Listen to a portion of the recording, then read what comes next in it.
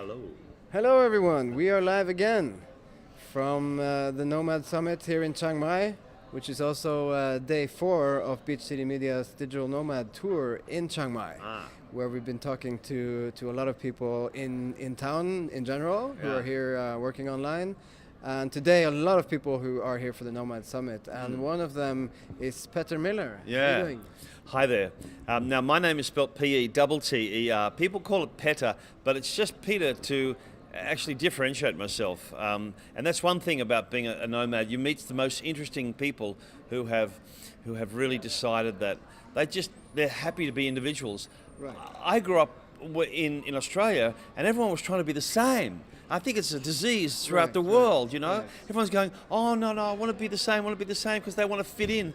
No, the most interesting people are here because they're going, I'm an individual, and that's really cool. I reckon it's great, you know. Yeah. We've talked to quite a few people today who wanted to at least live more independently, you know, and kind of maybe break out of something they felt was holding them back a little bit.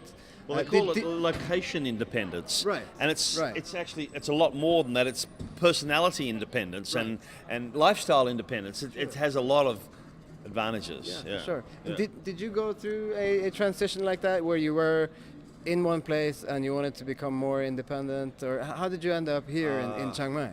It's an unusual story, but I'm a bit of a believer in putting something out there in the universe and it comes back. And I was an actor, and I used to be on a tour, and I'd go away for a long time, you know, and I was in a show for 3 years, and we traveled the world, which is lovely, but when you come back, no one knows who you are, you know, your family doesn't recognize you anymore. And I didn't mind being on stage, but not for so long. So I just said to the universe, give me a job that I can not go away, travel, but not go away for so long. So I found what's called an emceeing, or a master of ceremonies, or an event host. Right. And that was terrific for my acting skills. Right. However, I was on stage and I was earning my money on stage, and then I answered an ad.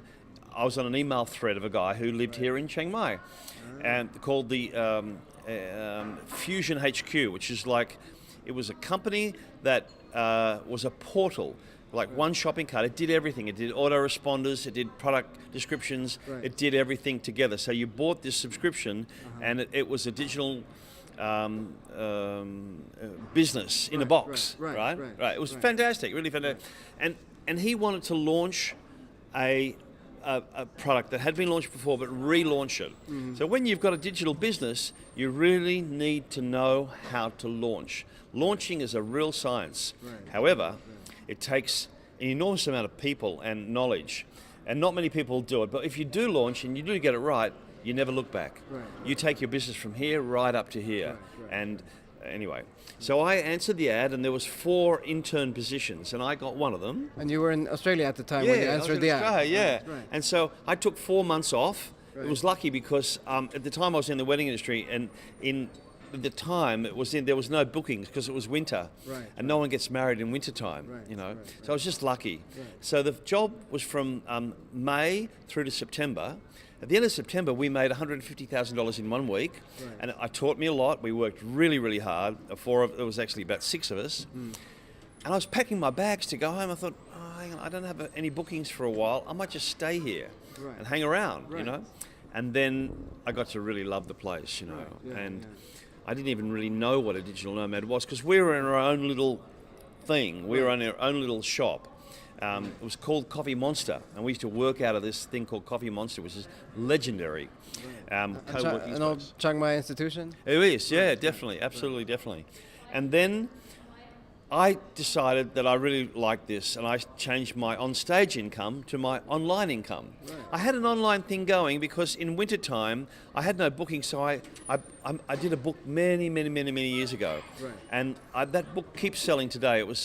It's 18 years old, the book. I released it in the year 2000. An ebook? No, it's a printed book. It's on Amazon, but I sell it as an ebook as well. So I kind of knew a little bit about it. So I just thought, okay, I'm going to really beef this up. And I got serious, and I learned a lot. So I turned, from on stage onto online, you know. And I'm not sure if I've replaced my on-stage income at this stage. It's been 4 years. but I'd much rather be here. Right. You know, yeah. I get that. I'm based here as well. So so what's your book called, in case someone want to check it out? It's How to Be a Wedding MC. It's a specific book. It's a handbook. I just got it lucky because it's used by every MC around the world. Right. Yeah, yeah. So. And I saw you uploading some video in the background here. Yeah. What was that? What's that you're doing there? Okay, so this here is so what I came up with is the idea. There's Joe. He's waiting for this. So I came up with this idea called the MC directory, and so I have now a membership site. Right. So all the MCs pay me a yearly annual fee. Right. To go on my site, because I get very high ranking in Google, and it profiles their expertise. Oh, okay. Yeah. So I video them, Right. and I pioneered this thing about green screen in hotel rooms. So I can set up a green screen really, really quickly and easily. Right. I just put some on the wall and shoot it, and I've just sort of got this system, if you like. Right. So we produced really good show reels for not much money. It was very cheap, so they can get a show reel, they get the profile and everything, and it's worked really well. Oh, interesting. Thank goodness. Thank you. Thank you. So I've been here in Chiang Mai for a few months, and I've been going to some of the meetups and all. And I see you around a lot. What's your involvement with the scene?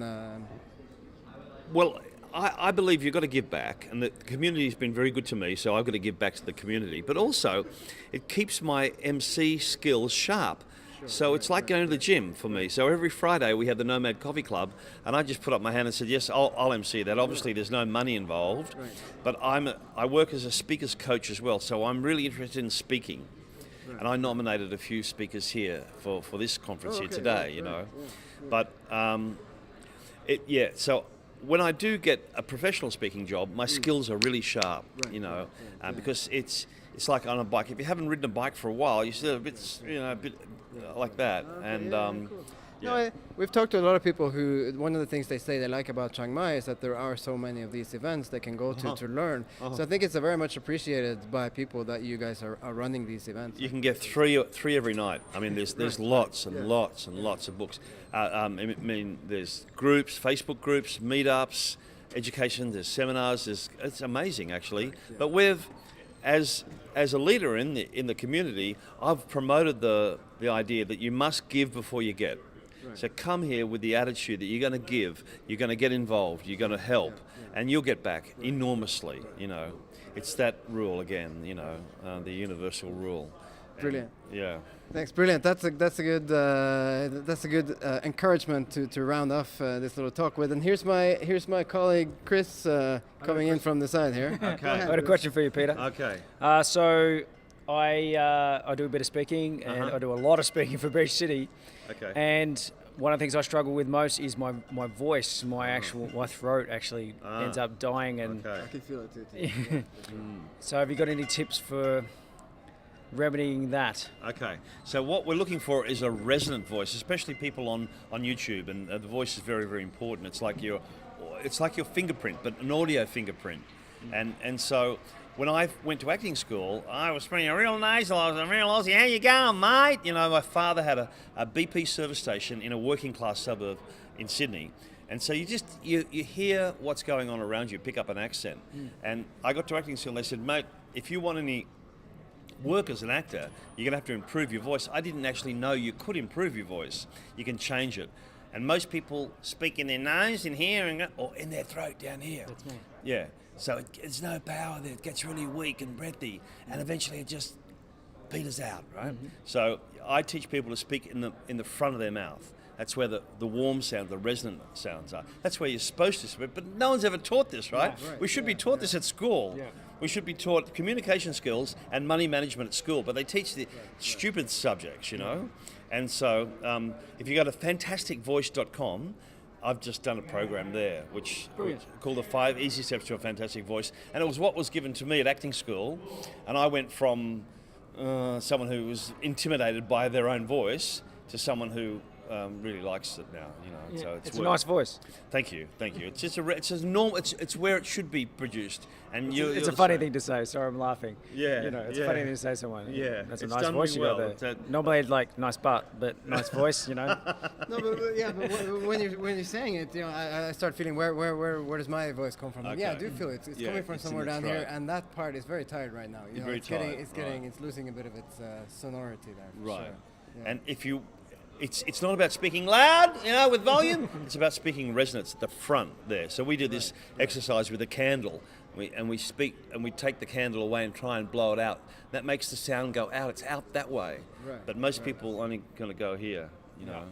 And so it's Very good. It's So like fantasticvoice.com. yeah, it's like driving. So, you know, when you go to do your driving lesson or license when you're 17, you take a few lessons, right? But even though you've been in cars all your life, you think, oh, I know how to drive. Well, you're going to take a few lessons.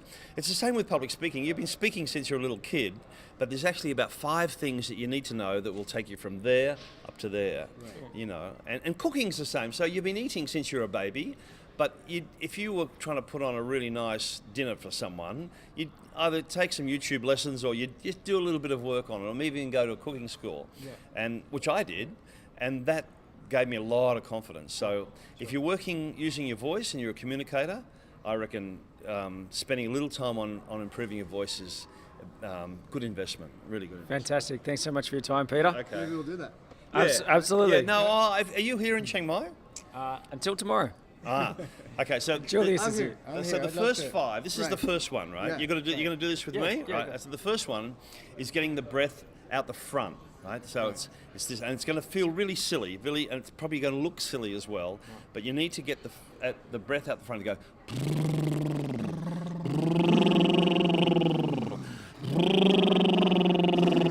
That's right. So it's not down here, not up there, right? And then you can do more. This is called the lip bubble, right? If you do it long enough, you'll get itchy here, right? Itchy. And then you've got to add the other things with public speaking is vocal variety. So don't speak in a monotone voice. Right. Add variety and pitch. So it's fast and slow, high and low. Fast and slow, high and low. And you keep the people interested with your voice. It's a wonderful tool. It's an instrument, you know, and then you can just be very aware of keeping people attention using vocal variety. Because they're not listening to your words. Actually, they're not listening to it. They're listening to the emotion, or they're feeling the emotion behind it. Right. And the way you put it across. Yeah. Fantastic. Yeah. Well, I think we better cut it off there, mate. Everyone together? Stay tuned. Facebook.com/. Here we go. Beach City Life. Oh, there it is. There it is. Yeah, okay. Yeah, okay. And find us on YouTube.